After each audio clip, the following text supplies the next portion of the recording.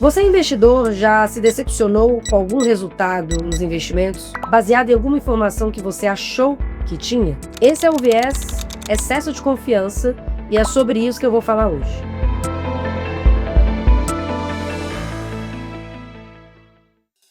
Meu nome é Laís Araújo, eu sou sócia e head na Portfel Consultoria e hoje eu quero te falar como que os viés impactam a sua jornada como investidor. Esse é o nosso segundo vídeo da série de vieses, tem muitos outros que podemos trazer aqui para que você, investidor, entenda e não caia mais em ciladas financeiras. O viés do excesso de confiança, ele nada mais é do que o próprio nome já diz. Excesso de confiança em alguma tomada de decisão. Então, muitas vezes, os investidores tomam decisões baseadas em informações que eles acham que são reais ou que eles têm certeza, e esse excesso de confiança gera decisões financeiras que levam até perdas patrimoniais. Exemplos desse viés é quando os investidores, por exemplo, eles acham que vão saber a melhor hora de comprar uma ação, a melhor hora de vender uma ação. Eles entendem que essas habilidades são suficientes para que eles tirem o melhor do mercado. Um ponto importante é que esse viés pode te levar a algum prejuízo ou até te tirar do jogo de longo prazo, que é quando você tem perdas patrimoniais relevantes. Nesse sentido, os investidores costumam subestimar os riscos, ou seja, eles entendem que a volatilidade e outras coisas não vão afetar a decisão que eles estão tomando. Um exemplo prático é quando você, investidor, compra uma ação, por exemplo, ali numa semana e essa ação subiu 4% num período de 2 dias. Pode acontecer, pode inclusive subir 4% em um dia. Mas isso não significa que você acertou ao fazer aquela compra, muito pelo contrário. Pode ter sido sorte, pode ter sido alguma notícia que aconteceu aquele dia e também não significa que isso vai acontecer novamente.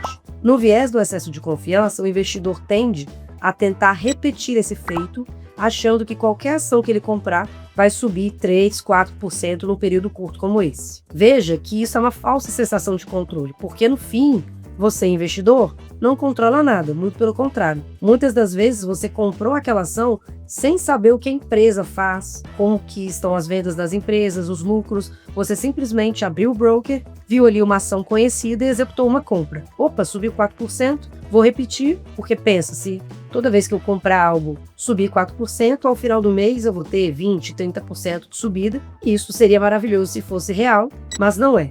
Nesse movimento, o investidor começa a fazer compras repetidas, nesse mesmo formato, e passa a alocar ainda mais capital nessas ações, ou seja, começa a colocar mais patrimônio nesse jogo de excesso de confiança. E aí que vem o prejuízo. Além disso, acontece a falta de diversificação, porque, pensa, se você, investidor, comprou uma ação e ela subiu 4% ali nesse período curto, de 2 dias, você vai querer comprar tudo de ações. Afinal, deu certo, vamos dizer assim.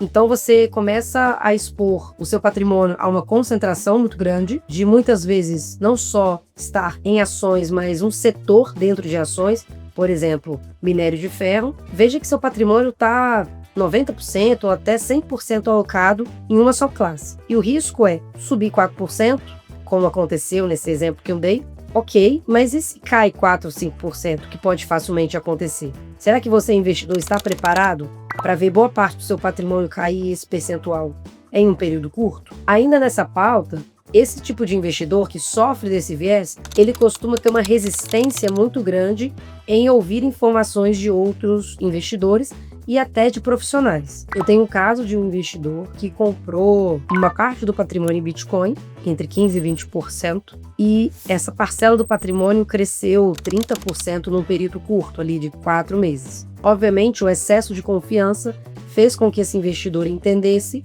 que essa decisão de comprar era muito boa e deveria ser repetida. Eu comentei com esse investidor que não era bem assim, que ele precisava ter bastante cuidado ao alocar mais patrimônio em ativos de alta volatilidade como criptomoedas, mas obviamente o excesso de confiança não permitiu que ele me ouvisse. Ele acabou comprando mais, cerca de 50% do portfólio. O Bitcoin caiu, algo próximo a 30% no período de um mês, o que pode facilmente acontecer em qualquer momento ali da existência da criptomoeda, e esse investidor ficou desesperado ao ponto de perder noites de sono.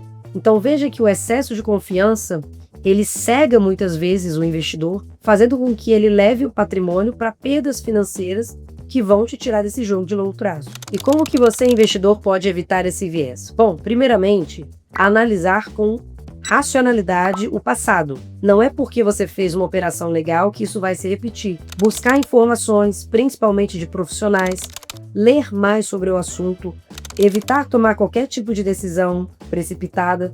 Esse tipo de posicionamento vai te ajudar a evitar perdas financeiras. Além disso, é importante você diversificar a sua carteira, aceitar que, se você definiu na sua alocação estrutural que você vai ter 20% em ações Brasil, não é porque você viu uma subida, algo parecido, que você vai mudar esses 20 para 40. Isso aqui é o viés de excesso de confiança. Então, você precisa respeitar a sua alocação estrutural e, é claro, manter o seu portfólio diversificado e balanceado. Dando continuidade ao excesso de confiança, podemos falar também de um viés chamado ilusão de controle. Ele é muito parecido com o excesso de confiança e, na realidade, ele é potencializado pelo excesso de confiança. Na ilusão de controle, basicamente, o investidor acha que ele está no controle sobre aquela situação.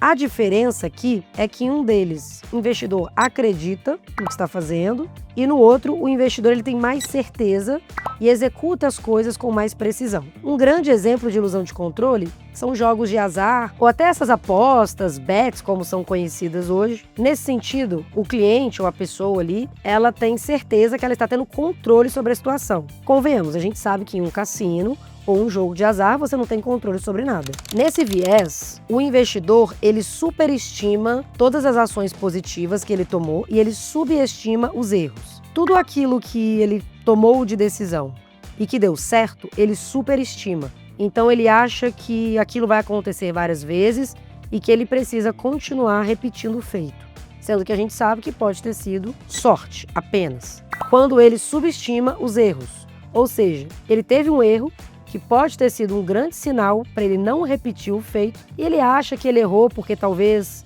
não leu direito uma notícia ou algo do tipo. Ah, errei ali, mas isso não vai acontecer de novo. Veja que o erro deveria ser, talvez, um ponto de parada de consumo de capital para esse tipo de ação, mas o investidor ele não para justamente porque ele subestima todas as ações erradas que ele tomou. E sabe o que não é subestimado aqui?